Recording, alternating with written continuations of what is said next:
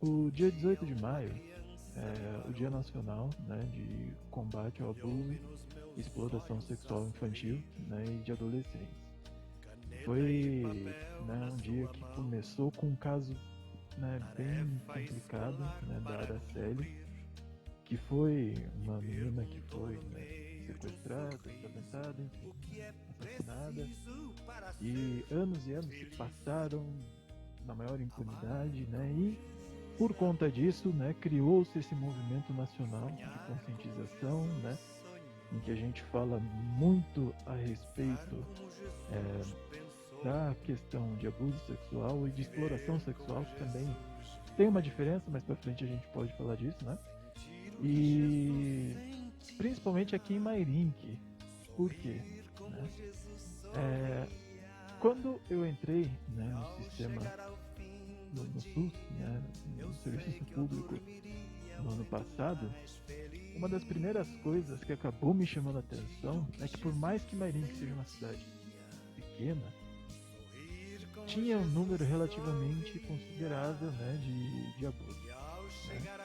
E mesmo com, né, com toda a questão que sempre foi feita do dia 18 aqui em Mairink, que sempre, né, teve as lives, as ações de prefeituras, seminários, palestras, e na região sempre foi, né, algo que tinha bastante a respeito.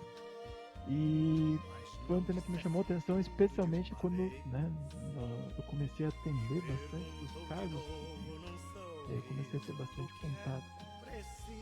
E é curioso porque, assim, hoje em dia, mesmo da forma como estamos com tecnologia, a mentalidade das pessoas que está mudando um pouco, ainda assim, né, acaba sendo um problema essa questão, porque ainda tem aquela cultura, primeiro, da subnotificação, né, de não denunciar muito. Tabu, né, Rafael? E, segundo lugar, porque educação sexual, historicamente no Brasil, é tido como um tabu.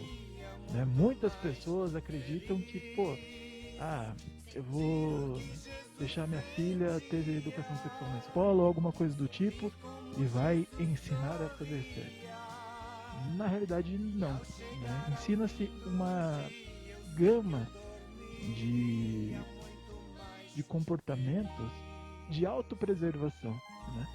Um deles sendo exatamente, né, começando desde os pequenininhos, né, que se utiliza algumas atividades, né, de, opa, aqui não pode encostar, né, aqui não pode fazer isso.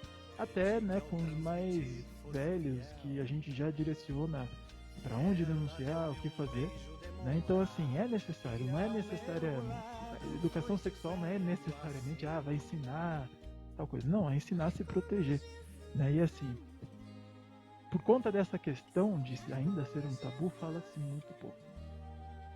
E tem uma série de coisas também, né, de cultura que acaba piorando um pouquinho a questão, né, de culpa, uma série de coisas que a gente pode falar um pouquinho mais à frente.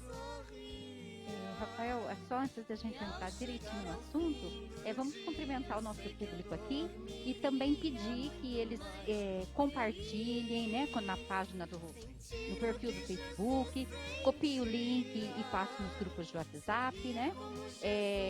A Rita Felizmino, a Sandra Pereira, a Sheila Fabiano Maciel, Sandra Pereira,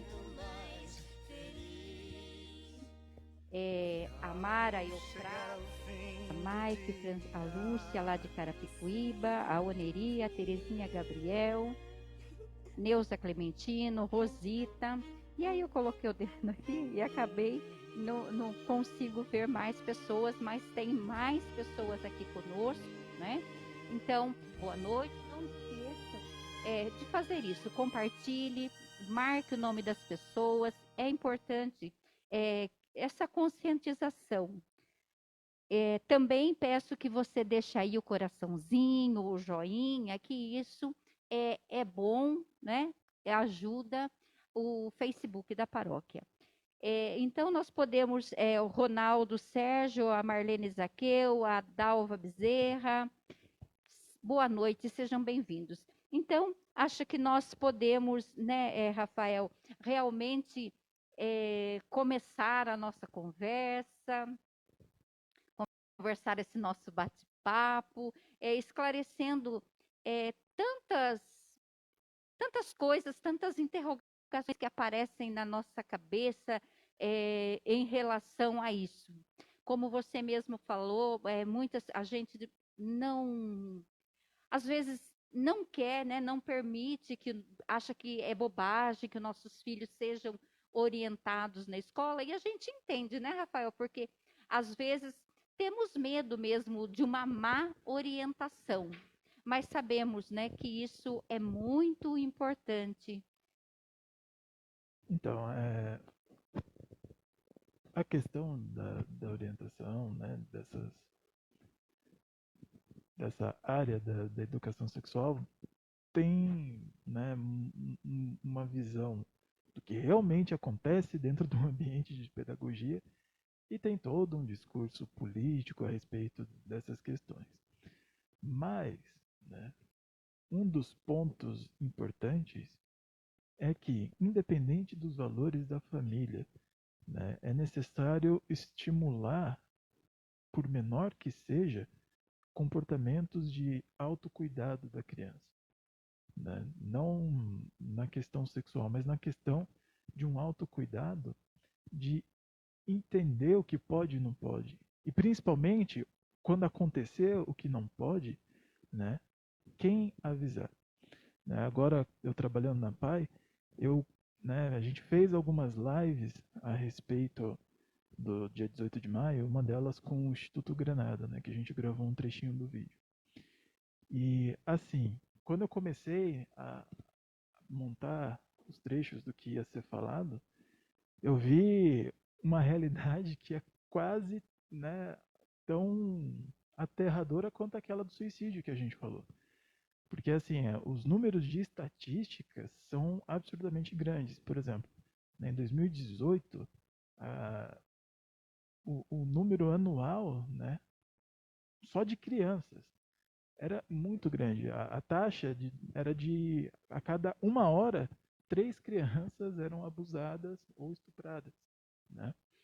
Isso porque a gente ainda tem que considerar a questão da subnotificação, né? Que não são todos os casos que são noticiados, não são todos os casos que chegam a ser denunciados. Né? E mesmo assim, a cada 1 hora eram 3 crianças. Isso em 2018.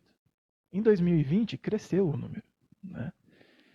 E em 2020 cresceu o número, mas, né, ainda assim foi abaixo do que seria normalmente em comparação com 2019. Por quê? Muitos casos, e aí justamente a respeito, né, dessa cultura que tem no Brasil de ser um assunto tabu, a maioria dos casos são descobertos na escola, por professores, cuidadores, né? E com a pandemia em 2020, deixou-se de fazer essas denúncias, né? Porque as crianças não estavam mais indo, né? E mesmo assim o número ainda foi maior do que de 2018. Então, nesse aspecto, né? E ainda a gente depois pode entrar ainda até mesmo na questão das estatísticas, de números e de quão complicado fica mais ainda quando a gente fala de uma pessoa que tem algum tipo de deficiência intelectual, né, que está mais propensa ainda a esse tipo de violência. Deixa eu te perguntar, existe assim um fator, uma causa que possibilite, que facilite esse abuso, essa exploração? Por exemplo, você já falou aí das pessoas com deficiência, mas classe social, existe alguma relação aí?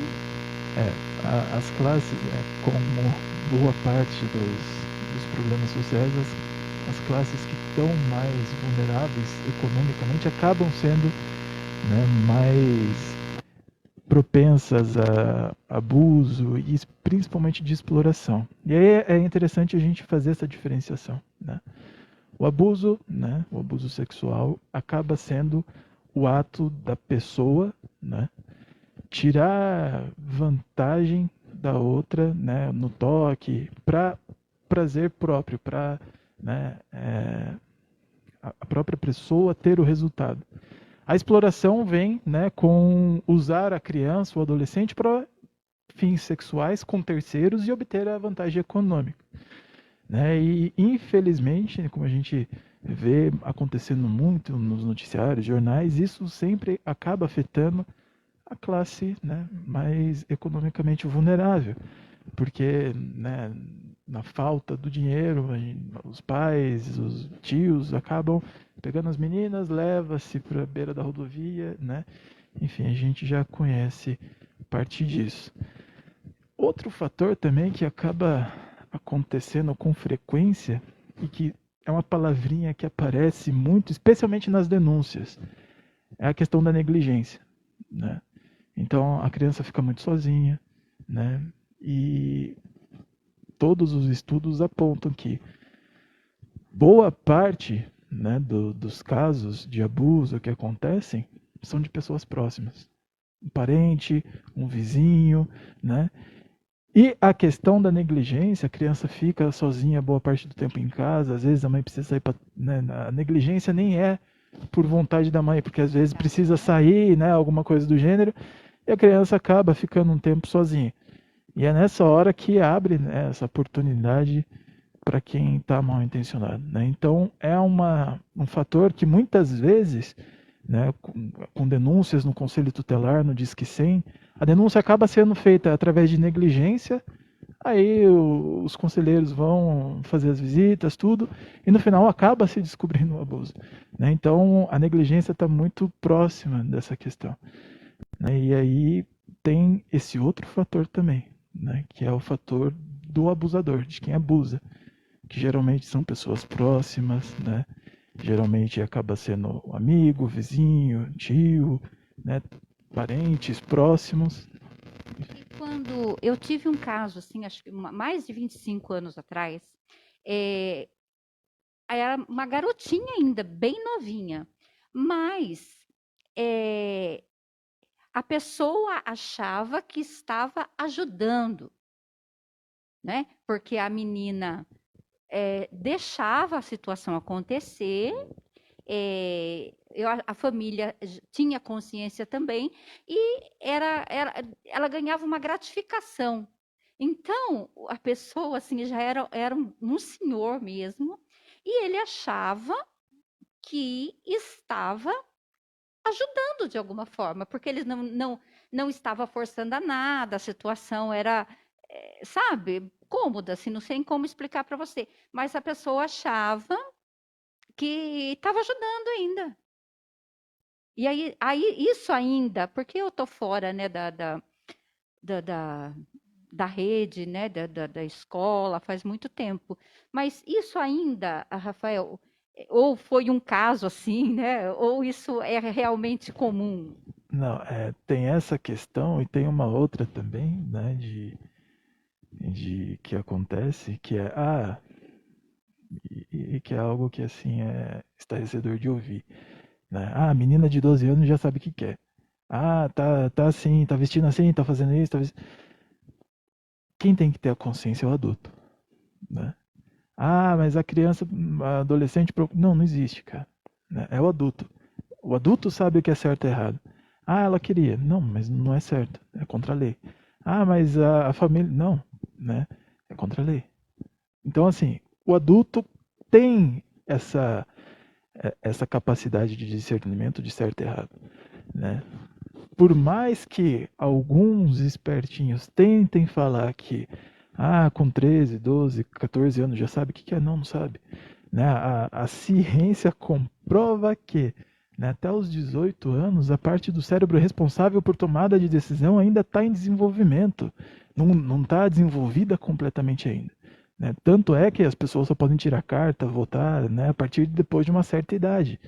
Então, assim, não existe essa questão de, tô ajudando, né, ela quis, ela estava usando roupa tal, ela provocou, a família apoiou.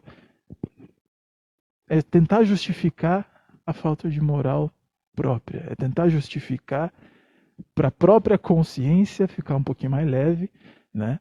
Aquele ato que está acontecendo que sabe que é errado.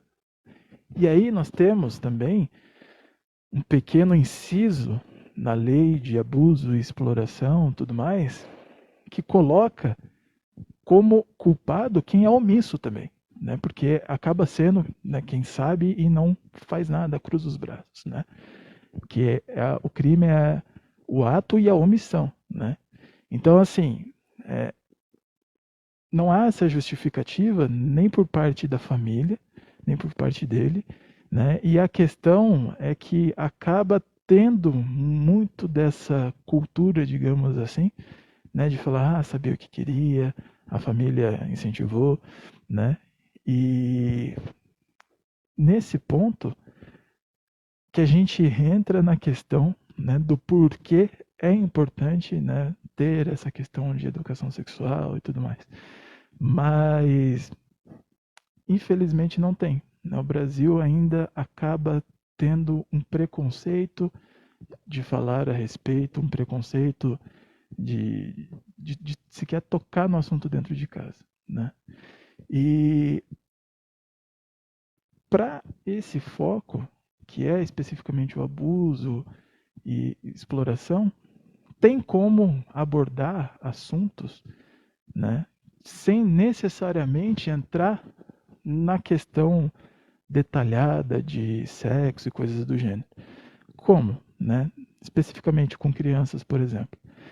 Existe uma atividadezinha muito interessante chamada semáforo do toque, né? Acho que quem é professor e cuida, né, da aula para crianças já viu provavelmente que a figurinha é de um menino, figurinha de uma menina, né? Geralmente estão de shorts e sutiãzinho, né?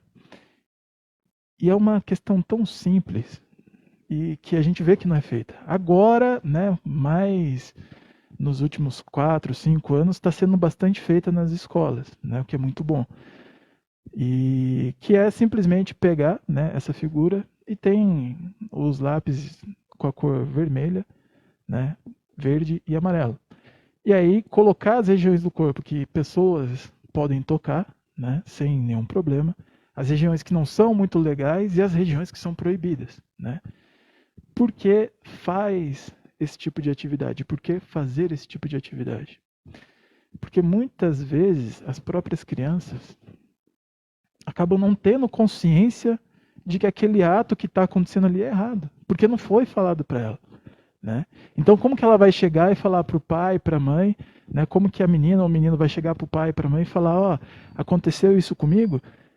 Se não é ensinado, se não é dito para ele que, ó, isso aqui não pode acontecer, isso aqui é errado.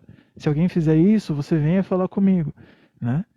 E dessa forma é um jeito de colocar um comportamento de autoproteção sem necessariamente, né? A gente sabe que tem toda a questão dos valores, né, de cada um, mas dessa forma é uma forma de ser introduzido o assunto sem entrar em detalhes e, né, a gente acaba criando essa consciência de que, opa, não pode, né? Porque muitas vezes, e a gente volta no caso, por exemplo, de pessoas com deficiência cognitiva ou qualquer outro tipo de deficiência, que só acaba sendo verificado o tipo de abuso quando já está grávida, né? Mas, Rafael, mesmo quando é com deficiência,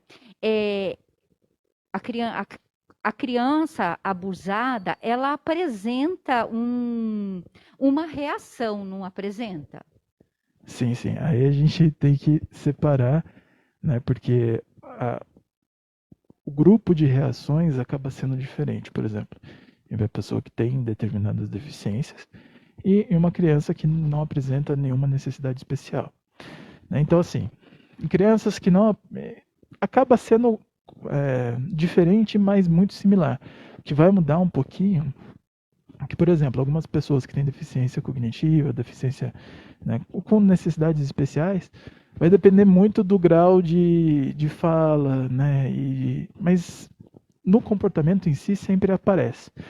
Mas nas crianças que não apresentam esse tipo de demanda, a gente vê uma série de comportamentos que acabam mudando, uma série de sinais, né, que acabam acontecendo, e tem alguns que são mais comuns, que são, por exemplo, como a gente falou mais cedo, né, a questão do abuso acontece muitas vezes por quem é próximo. Então, uma das questões que geralmente pode acontecer, né, é a questão de, por exemplo, vamos supor um menininho ou uma menininha e de repente ele começa mais a ir na casa do vizinho. De repente ele começa a ficar mais tempo com um tio, com uma tia, né? Ou seja, essa proximidade repentina que antes não tinha, mas aí passou a acontecer por algum motivo, né? Então, ficar muito próximo é uma das questões. Pode acontecer também o inverso, né? De repente está tudo normal na família e do nada a criança não pode ver determinada pessoa que quer se afastar, começa a chorar, começa a ficar com medo, né? Então, essas mudanças, né, muita proximidade, um afastamento do nada, pode ser um indicativo.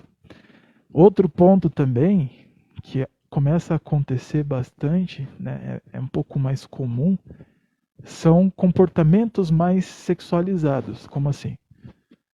Começa a ter brincadeiras, né, no caso de criança, brincadeiras mais que envolvem o tema.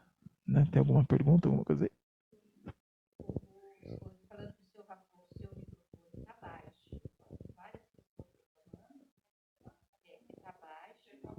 Então, tente aumentar um pouquinho o volume do seu celular. E aqui também está falando que, geralmente, né, tudo isso está atrelado à omissão familiar, né? Então, mas a gente está vendo bem. Sim, a gente já né? entra nesse ponto. E a questão, né, de um comportamento um pouco mais sexualizado, em brincadeiras e, né, nesses aspectos. Eu já atendi algumas crianças que, né, quando eu estava na época do CAPS, que eu vi que apresentaram muito essa questão. Né? Então, no desenho, né, ia fazer desenho, fazia o desenho com genital, ia brincar com boneca, o boneco colocava uns bonecos fazendo, né, os atos sexuais. Na fala, falava muito, né, a respeito de órgão sexual, enfim, né, a questão de um comportamento sexualizado acaba intensificando. Né? E aí tem as mudanças de humor que também são características, né? Um silêncio que começa a ficar prolongado. A criança antes poderia, né, ser mais comunicativa, passa a ficar mais chorosa, a ficar mais quieta, né? E daí a gente tem algumas consequências também que acabam se desenvolvendo, né, futuramente na vida, mas isso daí a gente pode falar mais para frente. Outra questão que também é muito comum acontecer é um comportamento mais infantilizado em algumas questões. Pode começar a molhar a cama de novo, quando já parou, né? Pode começar a se comportar de uma maneira mais infantil do que normal para a idade. Então isso daí acaba funcionando como um mecanismo de defesa, né? E aí, entrando no que foi dito, né, a respeito de omissão familiar e tudo, é muito importante essa questão da família no sentido de estar próximo da criança o suficiente para notar essas mudanças, né? Especialmente também porque nem todas as mudanças são comportamentais, nem todas as mudanças são psicológicas, tem mudanças físicas também. Um hematoma aqui, reclamar de dor, né, algum arranhão, alguma coisa que acaba aparecendo, né? Então, a parte da omissão da família não é somente a omissão de denúncia ou algo do gênero, que também acontece muito. Mas também a questão de, né, não estar ali tão próximo ou não prestar tanta atenção para ver que, opa, tem alguma coisa bem diferente aqui e, né, e tá estranho. Rafael, você falou assim, um pouquinho antes, que até os 18 anos existe aí essa variável, não é? E sendo omissa. Então a gente começa a dar uma viajada. Então, nesse caso, por exemplo, uma mãe que deixa uma filha de 15 anos e dormir na casa do namorado, ela está cometendo um crime. Então, aí a gente acaba entrando numa área que é um pouquinho mais, né, Surgiu essa dúvida, né, por complicada, causa da sua né? fala. Porque assim, a lei ela coloca, né, de questão de abuso de vulnerável, né, até uns 15 anos por aí.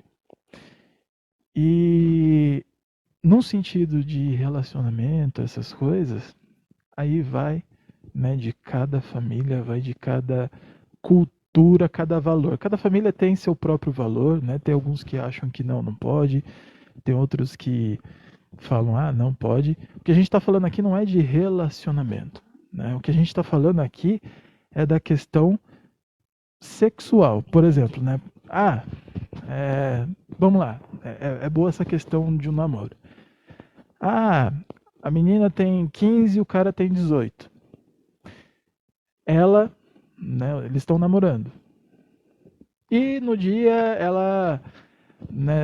eles acabam tendo relação, mas ela fala depois que não quis, que foi forçada, que foi um abuso e etc. A questão está no consenso, né? E aí acaba, né, envolvendo essa questão da idade e tudo mais, né? E nessa parte é uma parte legal, então eu não tenho muita propriedade para falar, mas, né, acaba entrando também como um abuso, como um estupro da mesma forma, né? E aí a gente pode voltar naquela velha questão do discurso, mas eles namoravam, mas ela, né, teve consenso, não teve? Então assim, né, nessa questão específica de um relacionamento acaba sendo diferente da questão específica, né, que acaba sendo um abuso de um estranho, né, de um professor, e, né, como já aconteceu aqui em Marink, né, a gente sabe bem, né, de professor com adolescentes dessa mesma faixa que acabou entrando, né, como abuso de vulnerável, de menor, né? Então assim, né, tem essa diferenciação de um relacionamento, né, para uma questão que é ali pontual do abuso. Rafael, também é muito comum né, a gente ouvir os relatos de homens que violentam meninas. Mas nós sabemos que o contrário também acontece. Mulheres que violentam meninos e que fica no anonimato porque na nossa cultura o menino é criado para ser macho, né? Então não denuncia, não acontece, porque tá certo, o menino já tinha que estar sendo treinado para isso. Só que isso, da mesma forma que agride a menina, agride também o menino, não é assim? Sim, né, em certo aspecto tem muito dessa cultura mesmo. E dessa questão, né, de acabar não denunciando, é que assim, estatisticamente, o número de mulher que abusa de meninos acaba sendo bem menor do que o número de meninas, né? Por exemplo, do número de 2020 e 2018, cerca de Mas eu acho que é 80%. porque não são denunciados, não é? Então, mas aí a gente pode pegar, né, a questão de e traçar o paralelo do que é denunciado e da quantidade que é denunciado, a quantidade de casos de menina é 80% e a quantidade de casos de menino acaba sendo só os 20 restantes, né? Então, assim, acaba sendo muito maior a proporção de meninas que são, né, abusadas e violentadas do que para meninos. Mas sim, também tem essa questão do não denunciar.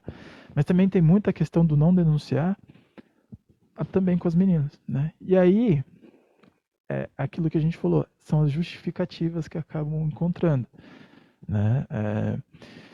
Infelizmente, né, eu já peguei casos em que a mãe culpa a filha, né? e acaba ficando do lado do marido que abusou.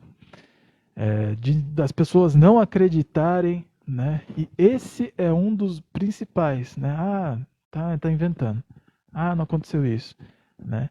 E essas são, né, de acordo com os estudos que uma psiquiatra que estuda a questão de abuso e violência sexual aqui de Campinas, né? Ela coloca que boa parte, né, da falta de denúncia se deve muito a isso, ao descrédito, né? A falar e ninguém ouvir, a falar e não acreditar, né? Ah, tal fulano fez isso. Ah, mas é criança, será? Criança inventa, né? Será que é mesmo? Né? Então, muita coisa passa batido e não é investigada, não é denunciada, muito por base dessa questão de desacreditar, né? De não dar valor ao que está sendo dito ali, de não dar ouvidos. Por isso, essa parte de observação dos comportamentos, né? Não é só a fala da criança.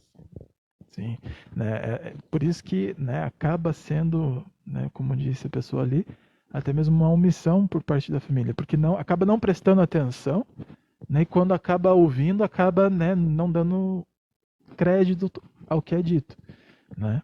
E aí, né, infelizmente, em falar em questão de sinais, né, que são enviados pela criança, a gente teve recentemente mais um caso, né, que saiu no jornal do rapazinho lá, né, como que é o nome? Esqueci.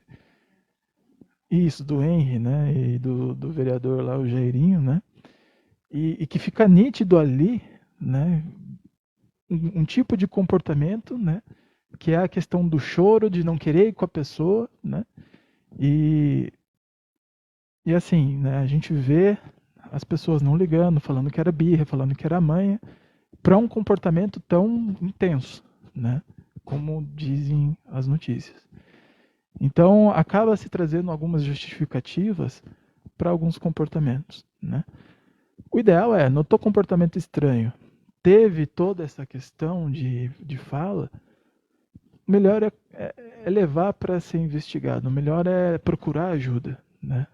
Porque se não for, e aí a gente pode entrar também em como é todo o processo de denúncia e tudo mais, né? Se não for na escuta qualificada, eles conseguem discernir se é ou não, né? Se é somente uma história da criança, porque assim, até muito tempo atrás, quando se era denunciado, ia para a delegacia, passava pela pessoa que ficava tomando nota do boletim de ocorrência, a criança contava a história. Aí passava para juíza, a criança contava a história de novo. Então tinha que falar a história muitas vezes e ficava com aquilo na cabeça. Isso é sofrido também, né? Né? E aí acabava tendo o que chama de revitimização. Ficar revivenciando o ato inúmeras vezes para falar e etc. Né? E daí, né, eles mudaram a forma como passa a ser esse processo. Né? Então, quando a denúncia chega no Conselho Tutelar, no CREAS, né, acontece o acolhimento especializado, né, a pessoa vai ser acolhida por assistente social, psicólogo, e na própria delegacia acaba tendo, né, essa escuta especializada, que é uma escuta né, de uma pessoa que tem treinamento de psicologia e tudo, e que só faz aquilo, é só para a questão de abuso. Então tem toda uma forma de conduzir, uma maneira bem mais, né, acolhedora do que era antes, e dali não há mais a questão da revitimização. Ali é utilizado tudo que for colocado como um laudo, né, e aí é passado para as outras áreas. Então, assim, né, era complicado também a denúncia por causa disso, de ficar revivendo, de ficar falando, né. E também eu acho que falta um pouco de informação a esse respeito da denúncia, né? Como ela deve ser feita, onde ela deve ser feita. Tem os canais de denúncia acabam sendo o CREAS, né? Conselho Tutelar, o Disque Denúncia, né, que é o Disque 100, o próprio número da polícia, são geralmente ah, onde as denúncias devem ser feitas, devem ser encaminhadas, né? E isso daí, né, é importante, né, a gente, mesmo que não seja parte da nossa família, mesmo que não seja alguém que a gente tenha contato, opa, vi alguma coisa, tipo, a vizinha começou a entrar muito na casa do vizinho, né, alguma coisa desse tipo, é bom ficar esperto, é bom, né, fazer alguma denúncia do tipo, por quê, né? Pode ser que seja. E daí, né, se realmente for, tem toda uma complicação. Por quê? O trauma que isso é gerado é carregado, né, por muito, muito tempo. E se não tiver um tratamento, tem várias consequências que vão afetar a vida da pessoa como um todo.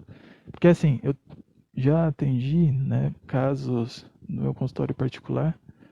Em 2020 atendi 4 casos de moças assim.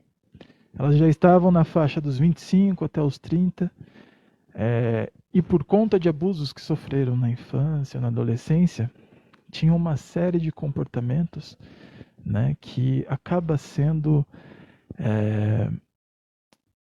característico, né, dos danos emocionais e psicológicos que Nem trazem. precisa ser um ato sexual mesmo, né? Sim. A violência completa. Mas o fato, sim, só dela ser estimulada ali nas Sim, partes, sim, né? Isso a já causa questão também, não é? a questão do abuso em si não é somente o ato consumado, mas a questão de pegar, né, o ato com é, a questão de caráter sexual em si, né? Então, pegar, passar a mão, essas coisas já é considerado. Isso já causa também, é, Sim, já causa um transtorno, não é? Na vida já, da pessoa, a hora que vai arrumar um namorado, que vai sim. Não, casar, não é? então, né, não é nem transtorno, é trauma mesmo, né? Porque assim, por exemplo, né, esses casos, por exemplo, algumas consequências que a gente vê, das mais comuns, é não conseguir ter confiança mais nas pessoas. Então, né, uma das coisas que eu mais ouvi foi: nossa, eu tenho essa minha amiga aqui, mas eu não consigo confiar 100% nela. Eu não consigo confiar 100% no meu marido, no meu namorado, né? A pessoa acaba, né, rompendo a confiança como um todo, porque, poxa, as pessoas que deveriam proteger são as pessoas que fizeram isso, né? Então tem uma ruptura muito grande nesse aspecto da confiança, né? E aí acaba desenvolvendo uma série de questões de comportamento como uma estratégia de defesa para lidar com esse trauma, né? Algumas acabam tendo um comportamento é, sexual mais promíscuo, por exemplo. Por quê? Né? Lá atrás eu fui vítima, mas agora eu controlo. Né? Então acaba tendo essa questão. Pode acontecer, né, de se fechar totalmente para isso. Né? E questão da autoestima, culpabilização, né? E isso acontece muito, e não só por conta, né, do ato em si, mas, né, como a gente já disse, muitas vezes família aponta o dedo, né? A mãe fica do lado de quem fez, fala que inventou, fala que não aconteceu, e aí vai só aumentando a questão da culpa da criança, do adolescente que passou por aquilo, né? E muitas vezes já se culpa por não ter reagido, já se culpa por não ter conseguido ter uma reação na hora. Depois acaba se culpando e acaba tendo questões de confiança, porque quem devia proteger ficou do lado de quem fez, não denunciou, não apoiou. Então causa uma série de danos emocionais e psicológicos muito grandes. Por isso é muito importante a gente ter essa rede de amparo e proteção, né? E denunciar e dar suporte e ouvir mais, né? E dar mais crédito no que as crianças dizem e dar mais crédito nas mudanças comportamentais das crianças, né? Ficar mais atento, investigar mais, né? Procurar saber o porquê das mudanças, porque não é do nada que uma criança vai começar a chorar para ir com alguém. Não é do nada que uma criança vai começar a reclamar de dor, né, no pipi, de dor no bumbum, de dor nisso, naquilo, algum motivo vai ter, né? Ignorar essas questões acaba dando margem a muito dano psicológico mais para frente, né?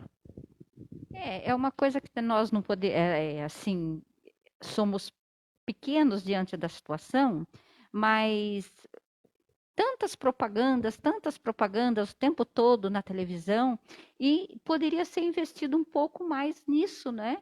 Porque para a criança também saber que ela tem o direito de reclamar, de falar, né? Porque você veja bem, às vezes, você também já comentou isso, ela não tem a confiança, a credibilidade na casa, e ela acaba indo na escola e contando para o professor ou contando para um funcionário com quem ela tenha mais, né, um bom relacionamento, ou é a pessoa que limpa, ou é a merendeira, porque a gente já, né, vai, e aí, então, quando eu estou falando, é pouco, né, mas mesmo assim, a nível de município, poderíamos até estar pensando, né, fazer uma proposta de colocarmos mais isso.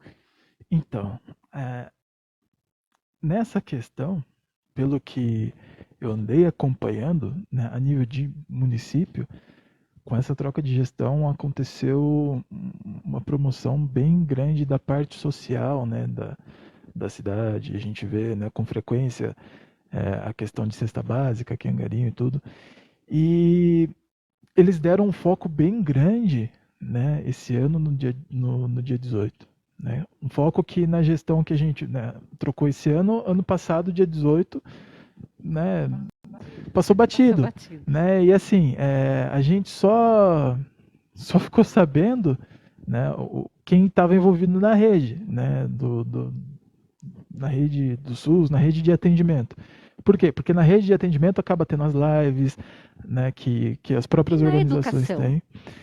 Na educação, pelo que me consta, tinham bastante palestras a respeito, mas acabaram sendo interrompidas por conta da pandemia, né? Mas nesse ano, pelo que eu vi, né, eles colocaram bastante faixa pela cidade. Teve um lugar, acho que foi ali na entrada do Jardim Cruzeiro, que tinha umas plaquinhas no chão e tal. E fizeram as lives, eles deram um bom foco nisso, né? E eu acho bom, porque é algo que promove bastante a conscientização, primeiro do tema, né? Porque as pessoas acabam falando mais a respeito. Segundo, promove mais a questão de saber onde denunciar, né? Saber também qual é o caminho que vai ser feita a denúncia, que é muito importante, né? Como que vai ser, tá, eu vou denunciar e depois, como que vai E a ser? certeza de que você não vai sofrer uma represália, né? Especialmente, né, porque, por exemplo, diz que 100 é totalmente anônimo, né? Não pega nenhum detalhe da pessoa, nada, né? O anonimato é garantido nessa parte, né? Então, acaba, né, promovendo bastante o assunto, a forma de fazer a denúncia, os sinais todos que a gente já comentou, né? E acaba trazendo mais conscientização para as pessoas, o que acaba, né, sendo muito importante para esse combate, para, né, para essa causa. Vamos ver aqui se tem alguém perguntando, né?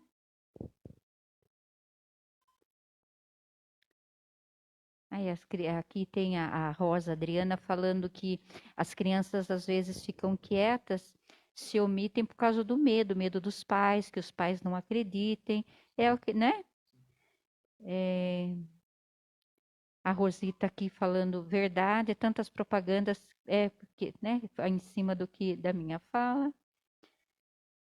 Então, mas que bom, né, que essa gestão você já nota que está comprometida, e nós também acho que cada um na sua, mas poderíamos também usar os nossos meios sociais para, quando vemos uma tem uma moça que ela canta da mãozinha, não sei se você já viu.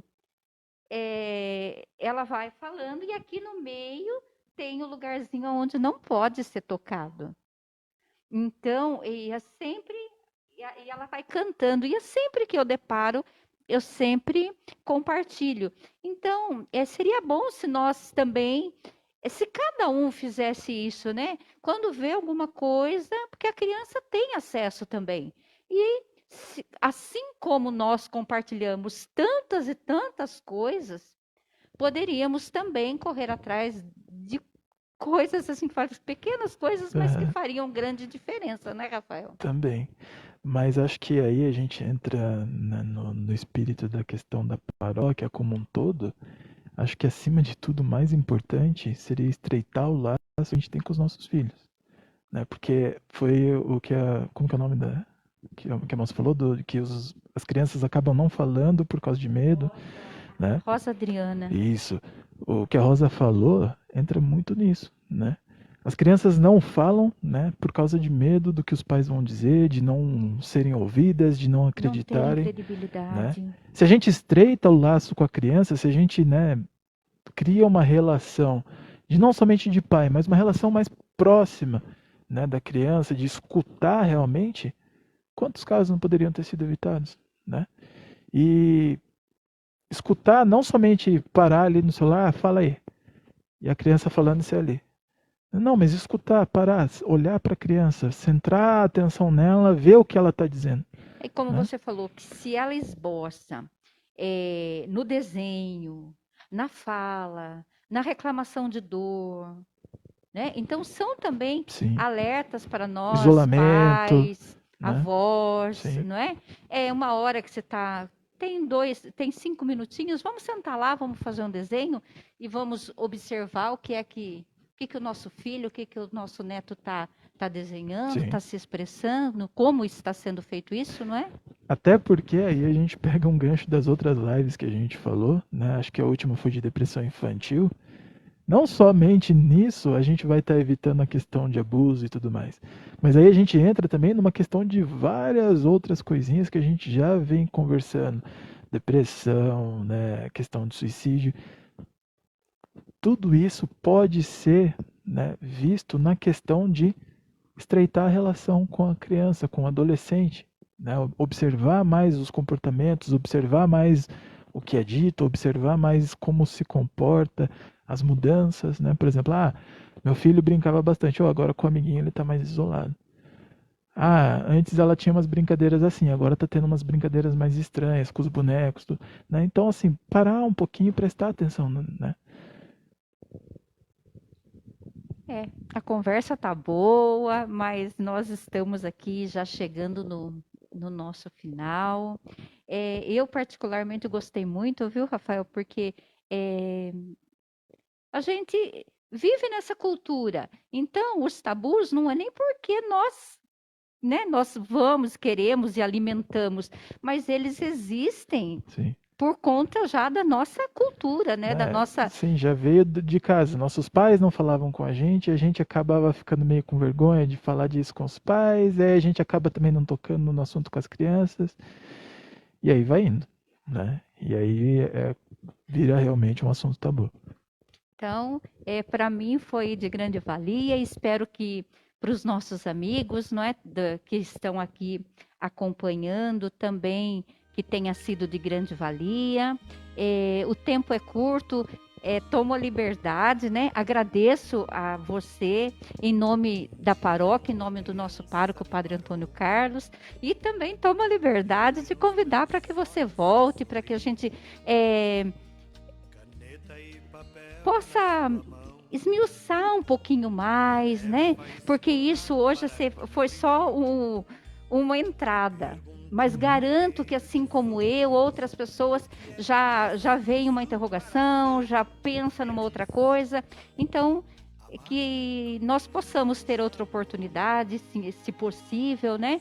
Para que mais coisas sejam esclarecidas, para que a gente possa ajudar, não só as nossas crianças, aquelas dentro de casa, mas também um vizinho, como nós aqui como paróquia, convidar os catequistas também, porque, né, somos uma igreja, uma paróquia, somos comunidade, temos as nossas crianças, e isso pode ser de fundamental importância.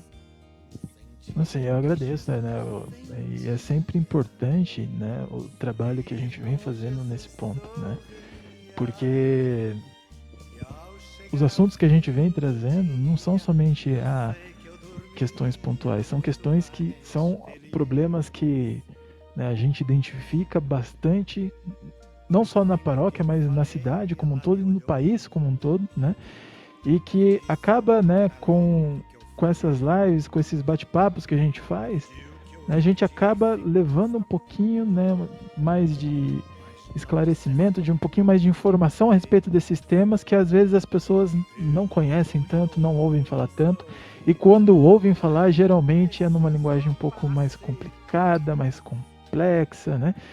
E com um bate-papo mais informal, acaba a gente conseguindo, né, levar essa conscientização de uma maneira mais tranquila, né? Então, sempre que o pessoal agenda as lives aí, eu sempre venho, né? E gosto bastante, né, de fazer o trabalho aqui, né, na paróquia nessa parte. Então, a gente só tem a agradecer, né? Bem dizer a Deus pela sua vida, por tanta ajuda, viu, o Rafael? O padre sempre nas missas, sempre uma coisinha ou outra, ele sempre fala, né? Então, e quando eu digo assim, aqui conosco, né, por exemplo, começar com catequista, com isso, com aquilo, porque a gente tem que fazer aquilo que está mais próximo, né?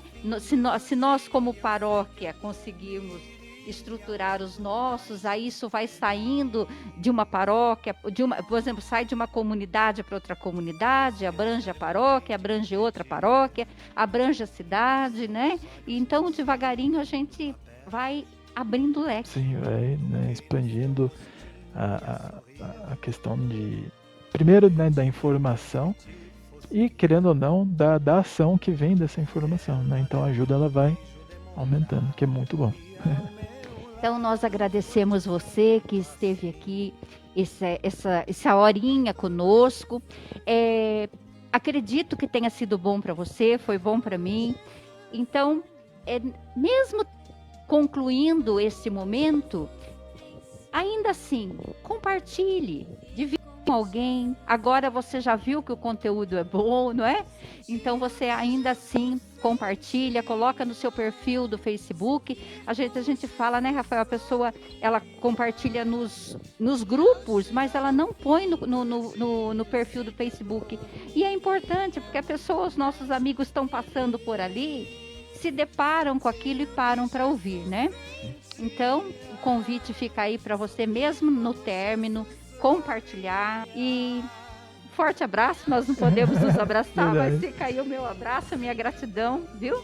A você. Não, eu que agradeço, né? Então, até a próxima, né? E fico aguardando quando que a gente pode fazer uma outra live.